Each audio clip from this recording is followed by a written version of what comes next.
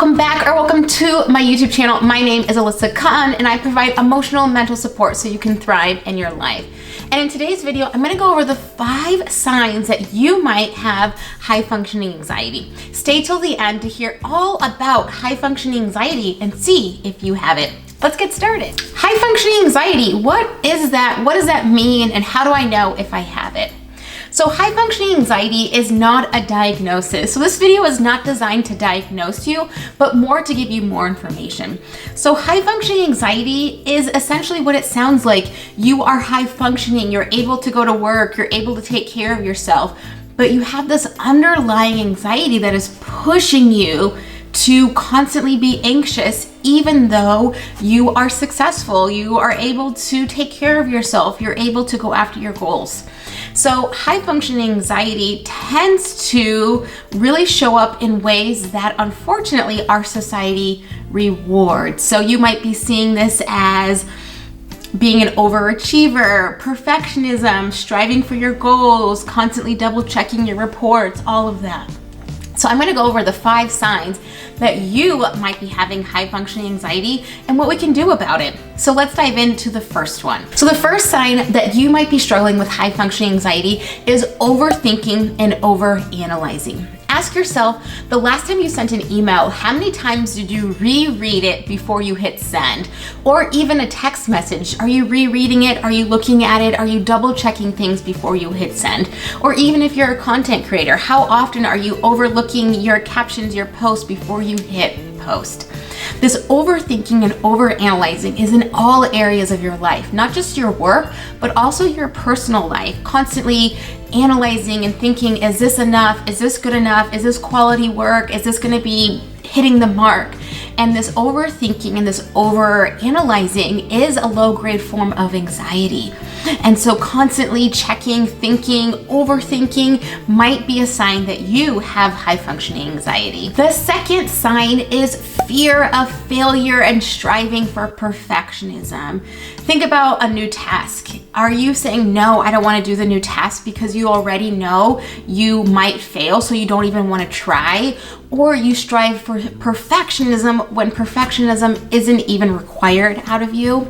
This constant fear of failing pushes you to the brink of trying to be perfect, when in reality, nobody's asking you to be perfect, but this pressure you put on yourself to have it look perfect or strive for that perfectionism because you're so afraid of failing. For example, if I never try, I can never fail. So you might be holding off things that are calling you, maybe some of your hopes or your dreams or goals that you have, and you tell yourself, oh, I'm not gonna do that because I have this fear of failing, so if I never get started, I can never fail. Or if I do get started, it has to be so perfect, and maybe you're that kind of person that it's so perfect that you can never actually let the world see it. Maybe you wanna be an author or a writer, and you're so afraid to get started or even share with anyone because you want it to be so perfect. So let's tap into the third one. So the third sign that you might be having high functioning anxiety is people pleasing and your inability to say no. You want everyone around you to be happy and jovial and excited, even if it costs your own expense, even if it's at your own energy level or your own headspace. You would rather make everyone else happy because you have an inability to say no.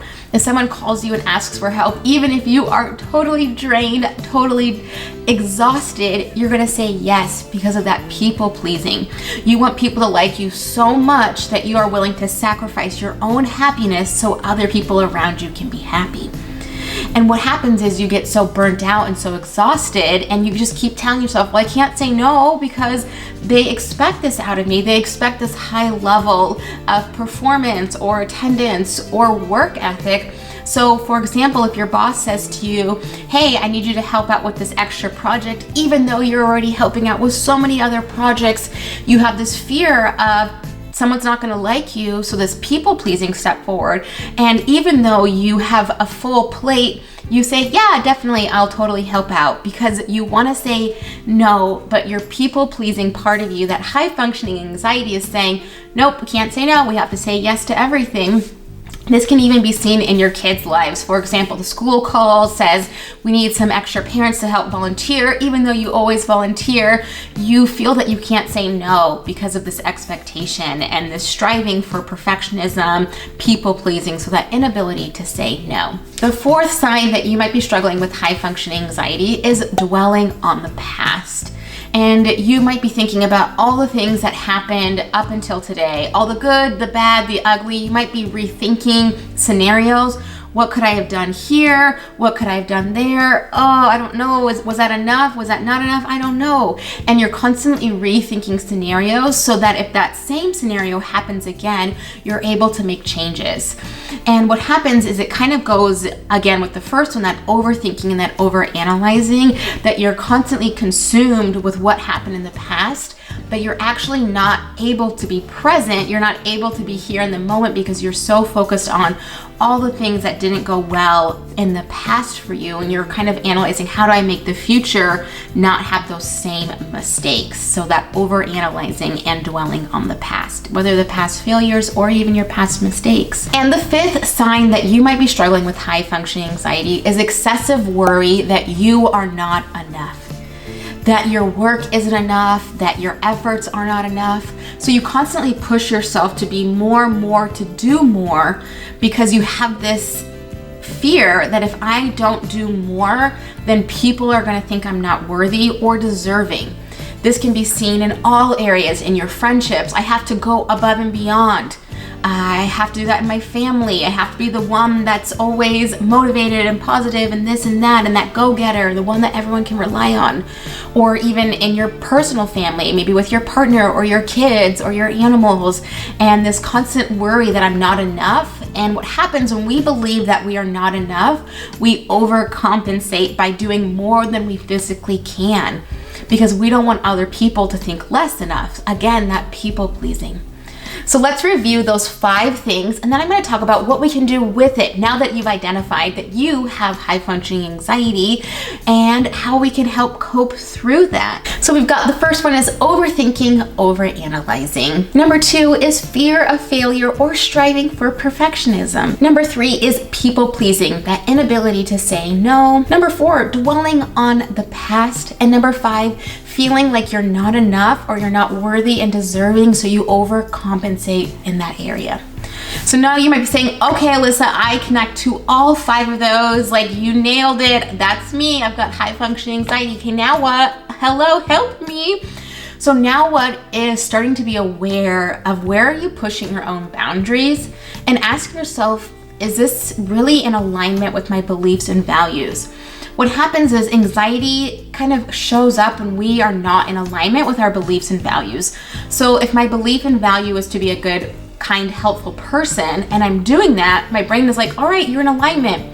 But at what cost? Your own sanity, and that also needs to be a belief or value, that I am worthy and deserving just as I am. I don't need to go above and beyond, and I don't need to overcompensate. So some things that are going to help you are things that are going to ground your energy. So meditation, yoga, breathing exercises, journaling, EFT tapping, all of that is going to ground you and center you so you can reevaluate. Am I pushing the envelope in an area that's not really sustainable, or am I able to keep this level? Because high functioning anxiety is a one-way ticket to burnout and crashing. Because you're constantly going, there's no room to recharge and to rest. So rest and recharging is the best thing you can do as you are recovering from this anxiety. So if you want to learn even more, I actually have a free guide that goes into so much more detail about high functioning anxiety and 10 tips you can do in the moment to help you combat that high functioning anxiety. Definitely check out the link below. And I plan to do so many more videos on high functioning anxiety in the workplace, your friend group, or even your family group. So definitely subscribe so you can get more information and be notified when the next video comes out. I really hope you enjoyed this video. If you did, definitely hit that like button and don't forget to subscribe. And you can find me on Instagram right here, Alyssa_Cotten. And I do a lot of behind the scenes, Wellness Wednesday, mini training Tuesday, and so much more. So I'd love for you to follow me over there on that platform, in that community. I can't wait to see you in the next video. I hope you have a great day.